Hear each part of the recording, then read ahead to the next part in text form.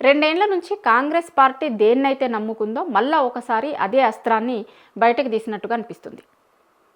నిన్న నుంచి మనం వరుసగా చూస్తున్నాం ఫోన్ ట్యాపింగ్ ఇష్యూ మీద సిట్ నోటీసులు ఇవ్వబోతుంది అని. ఎవరికి? మాజీ సీఎం కేసీఆర్తో పాటు హరీష్ రావుకి ఇంకా కొంతమంది అధికారులకు నోటీసులు ఇవ్వబోతారు అనేది సోషల్ మీడియాలో జరుగుతున్న చర్చ. అట్లనే ఇవాళ అది ప్రధాన మీడియాకి కూడా ఎక్కింది. కానీ ఎక్కడ అధికారులు చెప్పలేదు దీని గురించి, లేకపోతే అఫీషియల్గా ఎవరికి ఏం ఇన్ఫర్మేషన్ లేదు, లేదంటే నోటీసులు అందుకోబోయేటువంటి వ్యక్తులు కూడా ఏం నోటీసులు అందుకుంది కాదు.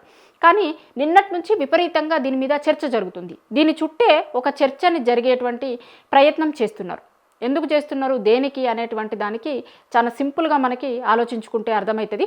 2 రోజుల కిందట బీఆర్ఎస్ అధినేత కేసీఆర్ వాళ్ళ పార్టీ ఆఫీస్లో విస్తృత స్థాయి సమావేశం పెట్టుకున్న తర్వాత మాట్లాడినటువంటి మాటలు, దాని తర్వాత జరుగుతున్నటువంటి పరిణామాలు, వీటన్నింటినీ ఒక్కసారి క్లీన్గా అబ్జర్వ్ చేస్తే అర్థమవుతుంది మనకి మళ్ళొకసారి డైవర్షన్ పాలిటిక్స్ అనేది ఎంత సక్సెస్ఫుల్గా కాంగ్రెస్ పార్టీ చేయగలిగింది అని. చాలా సందర్భాలలో కూడా ప్రభుత్వానికి సంబంధించి ఏ ఇష్యూ జరిగినా కూడా దాని నుంచి డైవర్ట్ చేయడం కోసమని ఎట్లా తీసుకొస్తున్నారు ఇష్యూస్ని అనేటువంటిది మనం చూసినాం. గతంలో హైడ్రా కావచ్చు, లేకపోతే మూసీకి సంబంధించినటువంటి ఇష్యూ వచ్చినప్పుడు కావచ్చు, రైతులందరూ యూరియా కోసం రోడ్లెక్కినప్పుడు కావచ్చు, ఇట్లా కాంగ్రెస్ పార్టీ ఇరుకున పడుతుంది అనేటువంటి ప్రతి సందర్భంలో కూడా దాని గురించి చర్చ జరగకుండా ఇంకొక దాని గురించి చర్చ మళ్లించేటువంటి ప్రయత్నం ప్రభుత్వం వైపున ఉన్నటువంటి వాళ్ళు చేసిర్రు.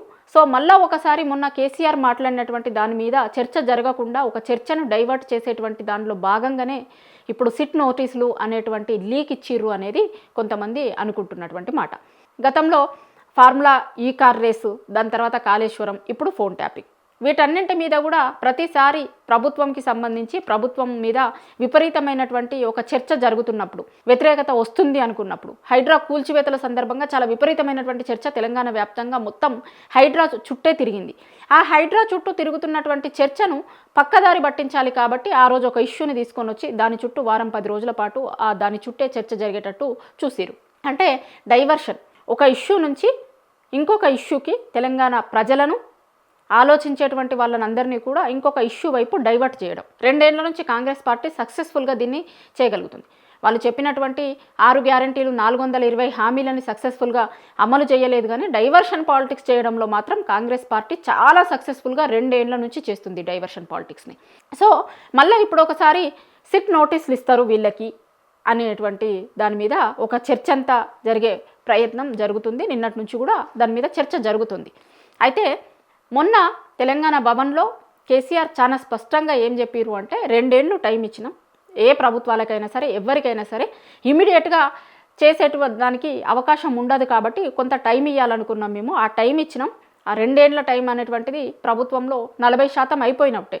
ప్రభుత్వానికి ఇప్పుడు సంవత్సరానికి ఒక 20% వేసుకుంటే కనుక 5 ఏళ్ళు ఏ ప్రభుత్వాలైనా సరే పాలిస్తాయి. ఆ 5 ఏళ్లలో చివరి సంవత్సరం మొత్తం ఎన్నికల కోసమే జరిగిపోతుంది. 6 నెలల ముందే ఎన్నికల నోటిఫికేషన్, ఎన్నికల గురించి చర్చ, అదంతా జరుగుతూనే ఉంటుంది. సో ఆ సంవత్సరం లెక్కలోకి తీసుకోకపోతే కనుక ఇంకా 45% వరకు కూడా ఒక ప్రభుత్వాల పనితీరు అనేటువంటిది అయిపోయినట్టే.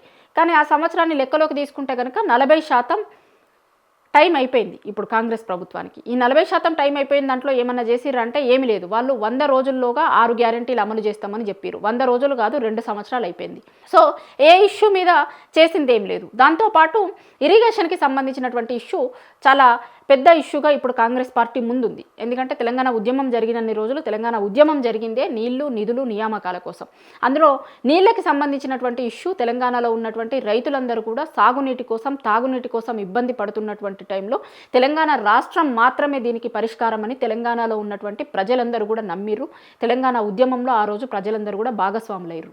సో తెలంగాణ రాష్ట్రం వచ్చిన తర్వాత ఆ రెండింటికి ఇబ్బంది కలగకుండా ఉండడం కోసం ఇక్కడ ఇరిగేషన్ ప్రాజెక్టులు కావచ్చు, రైతులకి సాగునీరు, తాగునీరు ఇవ్వడం కోసం ఎట్లా ఇవ్వగలుగుతాం అనేటువంటి రకరకాల ప్రయత్నాలు ఆ రోజు ఉన్నటువంటి ప్రభుత్వం చేసింది అనేది బీఆర్ఎస్ పార్టీ చెప్తుంది.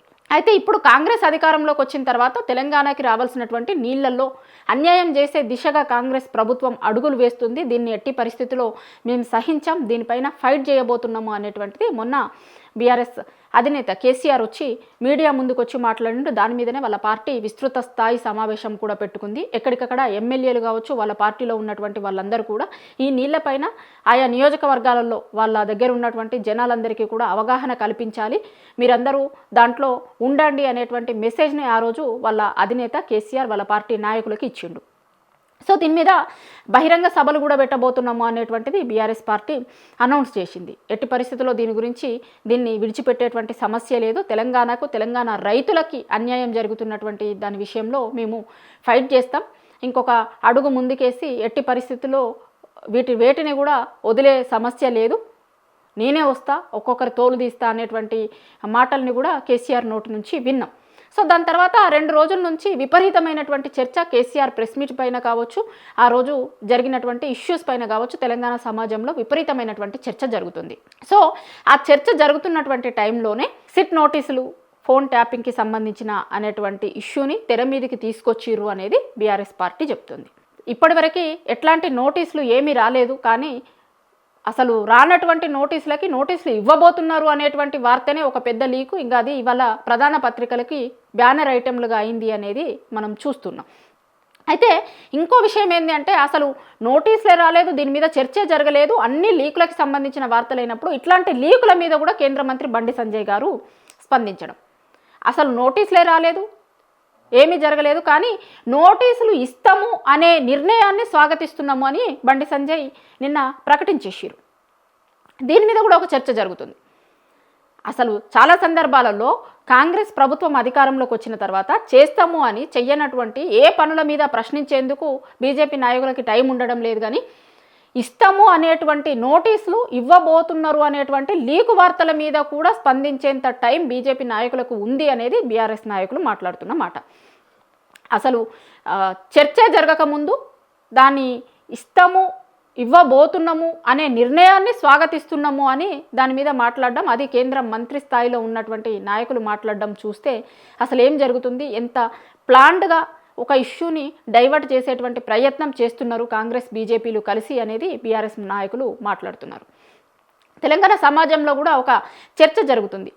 2 రోజుల నుంచే సిట్ నోటీసులు, ఈ చర్చ అంతా ఎందుకు జరుగుతుంది, ఇప్పటివరకు లేనటువంటి చర్చ మొత్తం కూడా ఇప్పుడే ఎందుకు జరుగుతుంది, ఎందుకు కేసీఆర్ బయటకు వచ్చి మాట్లాడిన తర్వాత ఇవన్నీ తెర మీదకి వస్తున్నాయి అనేటువంటిది కూడా తెలంగాణ సమాజం కూడా ఒకసారి ఆలోచిస్తుంది. దాని మీద మాట్లాడుతున్నారు చాలామంది మేధావులు కావచ్చు, తెలంగాణలో ఉన్నటువంటి యువకులు కావచ్చు, విద్యావంతులు చాలామంది దాని మీద కూడా చర్చ చేస్తున్నారు.